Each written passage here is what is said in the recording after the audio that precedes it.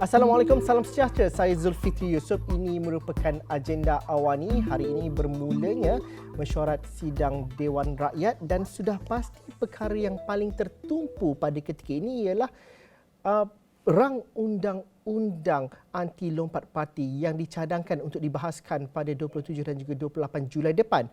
Dan harus diingat juga ini adalah sidang parlimen yang dikatakan sangat penting untuk diperhalusi dan juga dilihat, dan kerja harus dilakukan kerana ada bibit-bibit untuk pilihan raya umum akan diadakan pada persidangan yang akan datang. Itu masih lagi cakap-cakap. Tapi yang pentingnya, sidang parlimen kali ini ialah masa untuk buat kerja dan masa untuk melaksanakan dan juga mewartakan apa yang dinamakan sebagai rang undang-undang anti lompatan parti ini. Saya ingin bersama dengan Profesor Dr. Wong Chin Huat, merupakan penganalisis politik dan juga beliau terlibat secara langsung dalam salah satu mesyuarat bersama dengan jawatankuasa parlimen dalam penggubalan dan juga melihat kepada rang undang-undang anti lompat parti ini. Terima kasih Doktor Prof kerana sudi bersama dengan kami. Ini adalah rang undang-undang yang ditunggu-tunggu oleh rakyat dan juga oleh ahli politik sendiri dan juga parti politik setelah apa yang berlaku sejak 2 tahun yang lepas. Mudah tak untuk ianya dilaksanakan, diluluskan, dibahas dan diwartakan dalam masa-masa akan datang, Prof? Ya, saya rasa ini saya rasa yakin bahawa dia akan diluluskan selepas perdebatan dalam sesi ini dan menjadi undang-undang pada bulan September seperti yang dijanjikan oleh Menteri Undang-Undang Datuk Seri Wan Junaidi Tuanku Jaafar. Keyakinan Prof itu diletakkan berdasarkan semuanya sudah siap ataupun kerana pilihan raya umum itu akan datang, ataupun bagaimana? Mungkin Prof dapat ceritakan sikit saja. Butirannya tidak banyak yang kita ketahui, tetapi mungkin daripada segi Prof terlibat secara tidak langsung dalam pembentukan dan juga dalam mesyuarat dan sebagainya, mungkin ada proses di sebaliknya yang kita perlu fahami, dan mengapa Prof optimis bahawa ianya akan diluluskan dan juga dibentangkan dengan sebaik mungkin? Okey, daripada proses perbincangan ini, rang undang-undang ini pada asalnya ada dua perkara yang menjadi kontroversi dan tidak diterima, iaitu dia akan pada asalnya yang akan dikosongkan kerusi termasuk ahli-ahli parlimen yang dipecat oleh parti. Yang kedua, mereka ahli-ahli parlimen daripada parti yang melompat dari satu gabungan kepada gabungan yang lain. Ini dua menjadi pokok bantahan. Dan apa yang kita lihat sekarang adalah kompromi telah dicapai bahawa rang undang-undang ini tidak menyentuh dua kategori ini. Apa maksudnya? Selepas rang undang-undang ini berkuat kuasa di bulan September, maka seseorang ahli parlimen akan kehilangan kerusinya kalau dia keluar dari parti untuk masuk parti yang lain, atau dia keluar parti untuk menjadi ahli yang bebas. Yang ketiga, kalau dia dipilih sebagai seorang ahli yang bebas, sekarang nak masuk parti. Dalam tiga keadaan yang sangat mudah ini, pengkosongan kerusi akan berlaku. Tetapi dia tidak akan menyentuh dua jenis yang lain. Maksudnya kalau katakan berlaku lagi sebuah parti keluar daripada satu gabungan kepada gabungan yang lain, seperti apa yang bersatu berlaku dalam langkah Sheraton, seluruh parti, semua ahli parlimen daripada parti itu tidak akan hilang kerusi. Maksudnya, kita tidak dapat mengelak untuk mengatakan bahawa fakta berlaku ketidaktentuan politik dan juga keceramukan politik ini kerana peristiwa langkah Sheraton itu. Tapi dengan rang undang-undang ini, sesebuah parti itu boleh menukar koalisi mereka dan juga mengubah kerajaan. Adakah itu benar, Prof? Ya, maksudnya itu yang sebenarnya isu. Rang undang-undang ini tidak akan menyelesaikan seluruh masalahnya. Jadi tadi saya kata kalau kita berlaku lagi sebuah parti yang bertanding atas simbol ataupun bendera satu gabungan dan sekarang dia keluar lagi, dia tidak akan dihukum. Ini yang pertama. Yang kedua, kalau seorang ahli parlimen itu dia dipecat oleh partinya. Mungkin ini kerana dia telah pun bertindak nak mengkhianati partinya, dia akan terlepas. Okey, ini menjadi sebenarnya isu yang paling susah dalam penggubalan IUU ini. Mengapa? Kalau katakan kita tidak hukum mereka yang dipecat tu bebas, maka sesiapa yang nak khianati membelakangi partinya boleh terus tinggal dalam parti dan jadi musuh dalam selimut. Jadi dia tak terpakai. Tetapi sebaliknya, kalau kita berikan kuasa kepada pemimpin parti, sesiapa yang dipecat tu, maka mereka akan juga dipecat sesiapa yang dipecat daripada parti akan secara tidak langsung dipecat daripada Dewan, maka ini memberikan terlalu banyak kuasa kepada pemimpin parti dan boleh disalahgunakan. Seperti contohnya, Tan Sri Muhyiddin Yassin dipecat daripada parti UMNO pada tahun 2016. Itu bukan kerana dia salah. Jadi ini sebabnya yang kita dapati sekarang ini, RUU ini, dia boleh diluluskan kerana dia telah pun dicairkan. It's diluted. Kalau dia tak diluted, dia akan ada masalahnya sendiri, lebih kuat, tapi ada masalahnya sendiri. Sekarang dia diluted, boleh lulus lah. Bagaimana Prof? Kita mungkin melihat bahawa ianya tidak sempurna secara 100%. Masih lagi ada masalah yang kita dapat lihat contohnya. Namun untuk bermula sesuatu, untuk memastikan kepercayaan rakyat terhadap institusi itu ada, ianya perlu bermula sekarang dan apa yang sudah digubal dan juga sudah dirangka ini adalah yang terbaik buat masa ini. Pandangan Prof. Saya rasa yang pertama, kita perlukan satu langkah pertama dan ini langkah pertama yang betul dan saya harap selepas perdebatan, semua ahli parlimen akan memberikan sokongan penuh. Yang sama ada kita boleh menutup dua masalah yang tadi kita sebut itu, iaitu lompatan parti daripada gabungan ke gabungan. Kedua, menyekat mereka yang dipecat oleh parti kan. Itu sebenarnya kita perlukan satu mekanisme yang lain, iaitu memberikan kuasa kepada pengundi untuk memecat wakil rakyat. Maksudnya, yang sekarang kita ada, kuasanya daripada undang-undang. Jadi kita tak nak letakkan ini kepada dua kes yang lebih rumit itu supaya tidak mewujudkan kesudahan yang tidak diingini. Bagaimana kita boleh menyelesaikannya ialah kita perkenalkan mekanisme pecat wakil rakyat ataupun recall.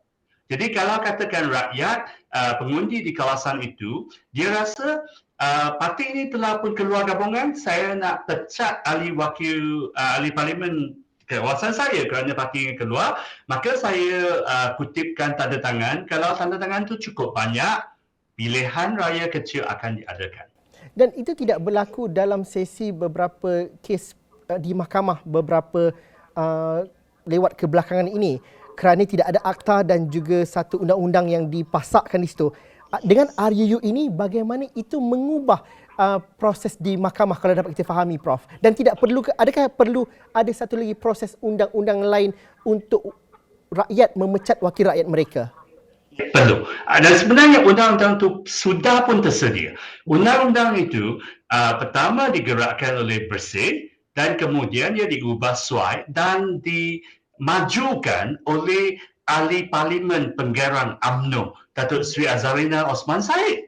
Dan itu sebenarnya rang undang-undang itu juga termasuk dalam laporan di jawatan kuasa. Jadi saya rasa selepas kita luluskan rang undang-undang ini, kerajaan harus membawa kepada rang undang-undang daripada YB Azalina untuk dikaji, diteliti dan diluluskan. Mungkin itu boleh berlaku dalam sesi Parlimen Oktober. Dan kalau itu luluskan, maka kita selesaikan masalah lompat parti. Apa signifikannya kita lihat dengan rang undang-undang ini dan betapa pentingnya ianya diibaratkan sebagai satu ketukan kepada satu pintu gerbang yang cukup besar untuk kita menyelesaikan masalah lompat parti ini pada pandangan Prof. Kenapa perlu diselesaikan sekarang dan kalau sudah dapat diselesaikan sekarang, ianya membuka jalan penambahbaikan yang lebih banyak lagi seperti yang kita bincangkan sebelum ini. Ya, ini penting kerana kalau kita lihat sekarang, apakah cabaran paling besar PRU yang akan datang? Salah satu cabaran terbesar ialah parti yang paling besar itu menjadi PAMU. Parti Aku Malas Undi. Di Melaka, 34%. Di Sarawak, 39%. Bila di Johor, 45%. Dan kenapa orang tak mengundi? Selain pandemik dan sebagainya, masalah yang paling besar adalah ramai orang rasakan undinya tidak berkuasa, tidak bernilai, boleh digadai dan dijual beli. Jadi kalau kita nak galakkan rakyat untuk keluar mengundi, kita mesti memperkukuhkan undi itu. Kita mesti mengurangkan faktor ketidaktentuan, faktor ketidakstabilan. Jadi rang undang-undang yang akan mengkosongkan kerusi mereka yang lompat parti ini sangat penting. Ini langkah pertama yang sangat penting kita mesti luluskan. Apa yang kita perlu adalah langkah kedua untuk menyempurnakannya. Sejauh mana ini mengubah rentak? Satunya, kalau saya tanyakan kepada kepercayaan rakyat itu, sejauh manakah mereka yang duduk di bawah parti politik aku benci untuk mengundi ini akan mengubah persepsi mereka, akan mencairkan hati mereka untuk berpartisipasi dalam PRU ke-15 nanti? Okey, kalau kita lihat golongan PAMU itu, mungkin separuhnya, katakan PRU 15, saya jangka PAMU lebih kurang 40%. Daripada 40% tu, 20% tu mungkin tak minat dengan politik pun. Dan mereka sekarang sudah tentu masuk dalam sebahagian daripada pengundi kerana kita ada pendaftaran automatik pengundi. Tetapi yang baki 20% tu, mereka sebenarnya ambil kisah tentang politik. Cuma mereka rasa putus asa dan pedih hati dan sebagainya. Jadi apa yang kita perlu adalah untuk menunjukkan bahawa suara mereka itu penting. Suara mereka akan dihormati. Jadi kalau kita buat langkah pertama, kemudian disusuri dengan langkah kedua dengan recall, jadi saya rasa banyak pengundi akan rasakan, jangan YB rasakan mandat daripada mereka itu boleh digadai dan dijual beli untuk dapatkan kepentingan diri. Mereka akan tahu bahawa sesiapa yang buat demikian, dia perlu pastikan dia dapat kerestuan pengundi. Maksudnya kalau pengundi suka, anda lompat, bebaslah anda. Tapi kalau pengundi tak suka, anda berani lompat, anda akan hilang kerja. Dan rakyat akan mengundi wakil rakyat yang baru.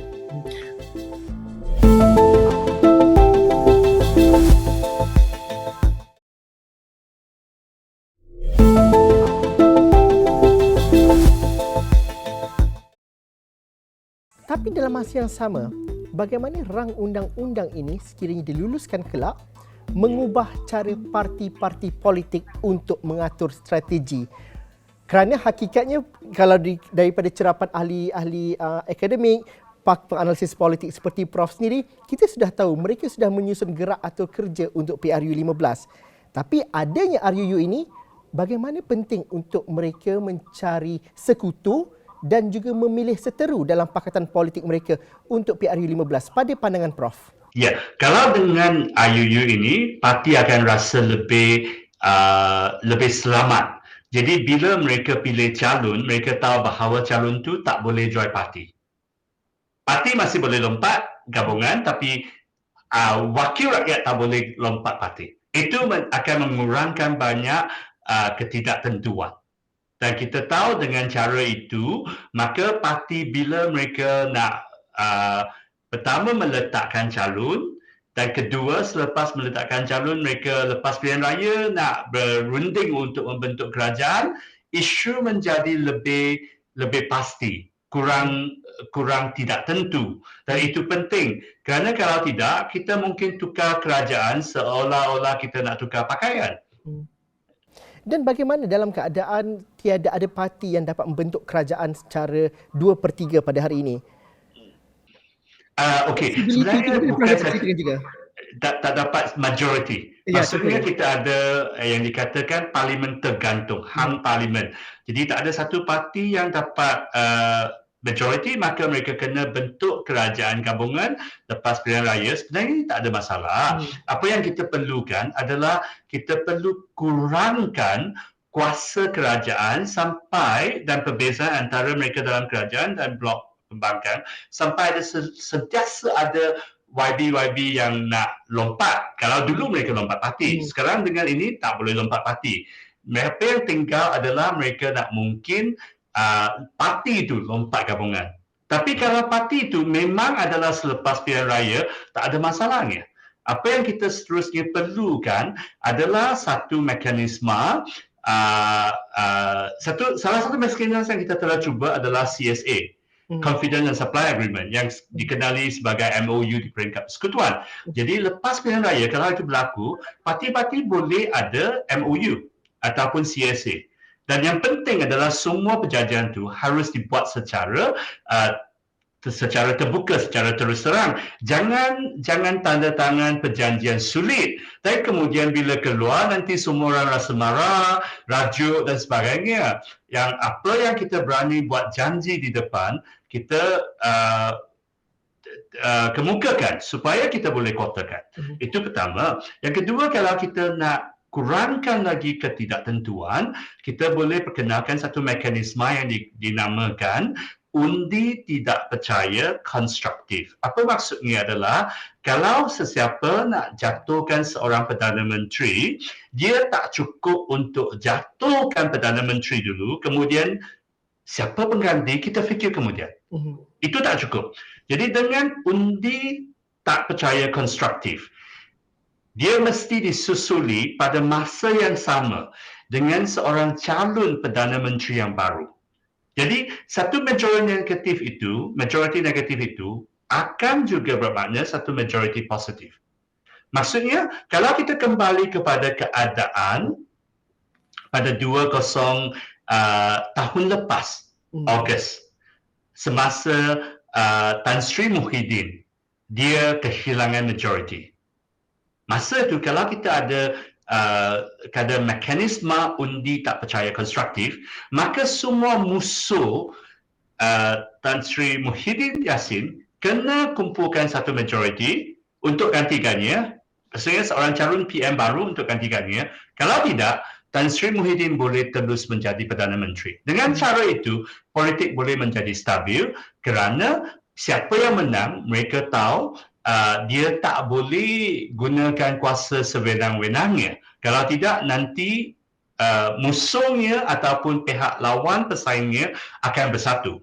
Dan pada masa yang sama, mereka yang kalah pun, dia tahu dia tak boleh sewenang-wenangnya nak tukar kerajaan. Jadi itu akan membawa kepada kestabilan dan kita lihat kestabilan ini di negara seperti Jerman, negeri New Zealand. Semua ekonominya baik, New Zealand jaga pandemik dengan baik. Jadi tak ada masalah untuk Malaysia. Prof, itu apa yang berlaku di luar negara, tetapi dengan adanya RUU ini dan juga mekanisme-mekanisme yang bakal menyusul nanti, maksudnya sekiranya ada parti politik mahu mencari gabungan baru untuk membentuk kerajaan, semuanya perlu dilakukan di parlimen dan bukannya di ballroom hotel. Betul?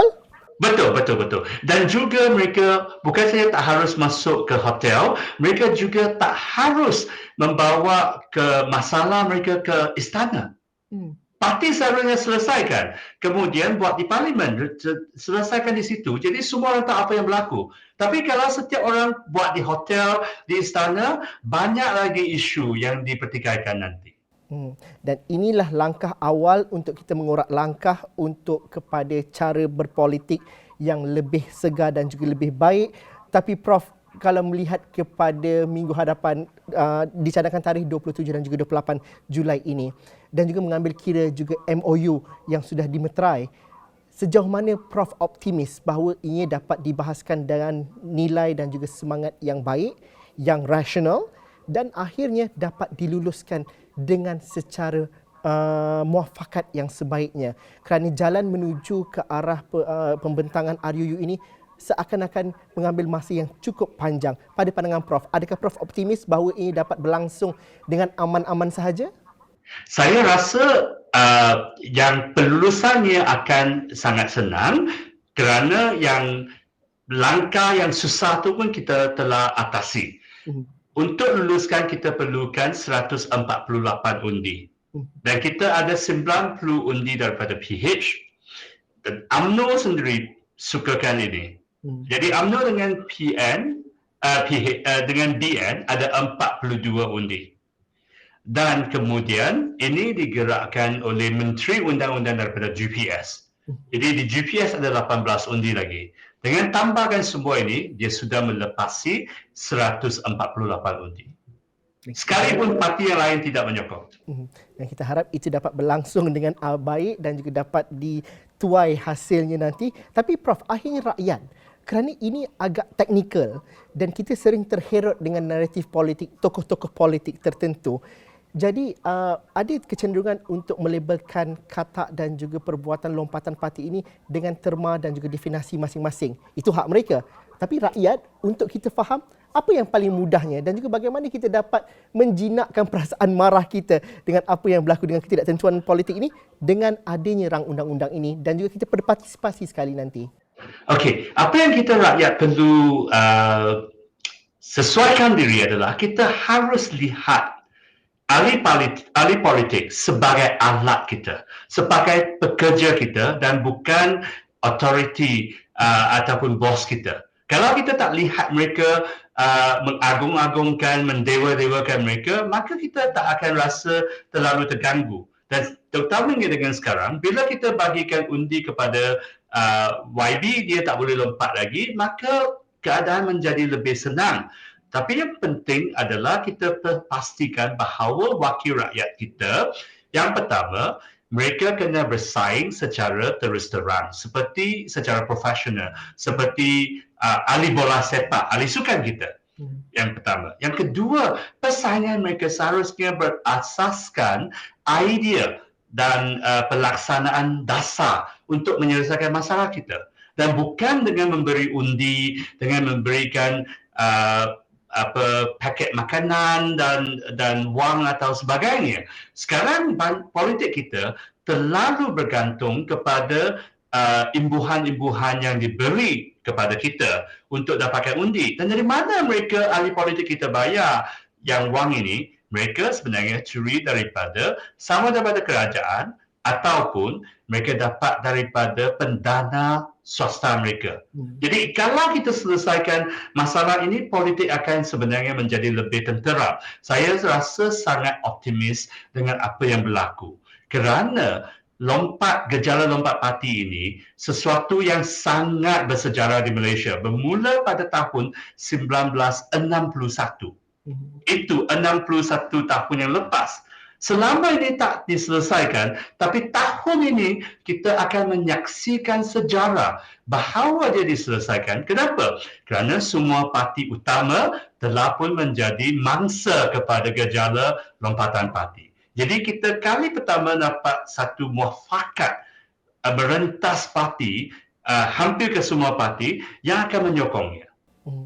Dan itu kita akan lihat nanti pada minggu hadapan. Terima kasih Prof memberikan sedikit mukadimah. Saya pasti kami akan bersama dengan Prof lagi untuk meneliti satu persatu apabila maklumat ini dikongsikan kelak. Dan ini mungkin kebenaran dengar sedikit teknikal, tetapi kita perlu fahami dan juga telusuri secara dan juga perhalusi satu persatu. Terima kasih Prof atas pandangan dan juga ilmu yang diberikan. Terima kasih kepada anda yang menonton dan inilah masanya sejarah bakal tercipta, tapi akhirnya kita juga akan menjadi saksi kepada bagaimana kita memastikan bahawa ahli-ahli parlimen, orang yang membuat dasar, membuat kerja mereka dengan penuh ketulusan dan akhirnya kita menjaga institusi dan negara ini dengan sebaiknya. Sekian saja agenda Awani malam ini. Assalamualaikum dan salam sejahtera. Kita jumpa lagi nanti.